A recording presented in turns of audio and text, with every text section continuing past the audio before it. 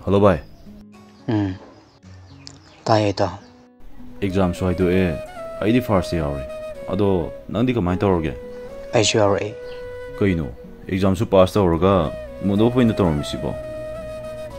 Kada we orge bye. Kishu to dida bai. Kishu to do we abrane. Ngasi ngara ta nate ko. Nang 18 narapa. Wa di lo na gumsi. As nang jidi. Ai ni mukai lo torige. Ado fari ne. Makhadi kamai to seba ko ne. Khang dida bai.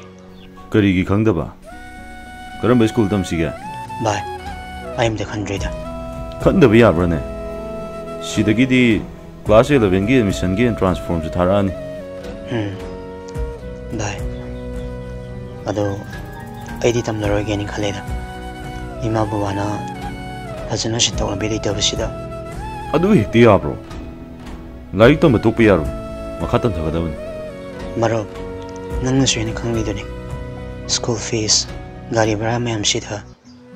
Ai ngamni thajatre. Is. Adu gi waida. Nang namangam nisa. Ita lairaba khoi gi su sel changdana tamba yaba school nari sidi. Kadai da? Ita lairaba khoi gi su government gi higher secondary gi thakta larik tampam school miyam nari sidi. Hoi. Ado bitau di private school da tamki gi hire kani. Nang na khambiri ba. Yam khangi ko. Ita. Kana di ita. Entrance ki form lawrusi. Exam tharaga selection taw haibani. Ado ai ima bu wai da hai gi.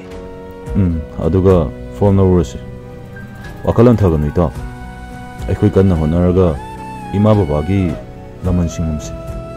Nangbu ai maru bana fangjar ba aisha. Kaya da life for even. Hoise, farise. Aisu thamagi ka.